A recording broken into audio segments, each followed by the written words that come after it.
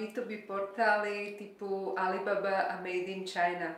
Obchodná príležitosť alebo riziko?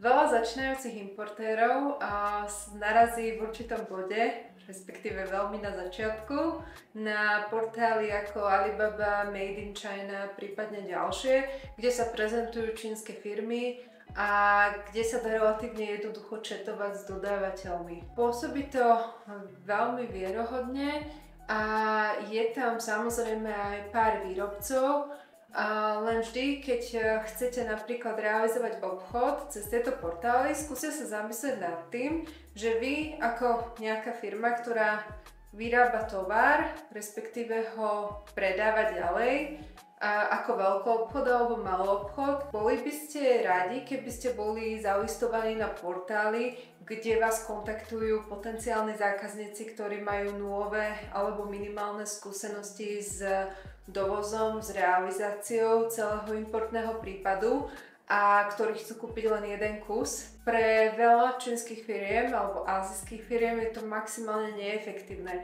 Čiže práve preto na týchto portáloch narazíte na veľmi veľa sprostredkovateľov a rozličných obchodných spoločností, ktoré len prekupujú tovar, respektíve môžete tam naraziť aj priamo na podvodné firmy, ktoré sa snažia len vylákať finančné prostriedky od zahraničných kupujúcich.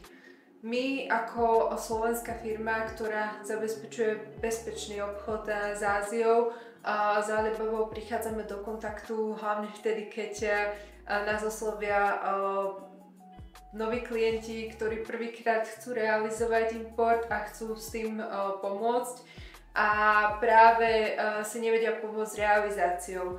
Vždycky začíname tým, že nevymýšľame Ameriku, ak už si niekto niečo rozrokoval a má s dodávateľom dobrú komunikáciu, tak sa snažíme na to nadviazať a overujeme dodávateľa. V mnohých prípadoch však narazíme na to, že ten dodávateľ nie je tým, čím sa prezentuje na týchto B2B portáloch. V mnohých prípadoch to nie je výrobca, niekedy to nie je ani existujúca firma a narážame aj na situácie, kedy síce o výrobcu ide, ale v tomto prípade ponúka tovar nejakého úplne iného výrobcu, na ktorý nemá ani len certifikáciu a podobne. Čiže tých problémov je tam viacero a my odporúčame používať portály ako Made in China a Alibaba skôr na zistenie možností, čiže výrobných možností azijského trhu, že čo všetko sa tam dá zohnať, čo všetko sa vyrába, ale už potom samotnú spoluprácu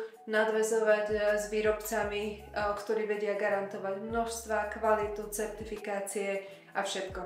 Alebo to teda nechať na odborníkov.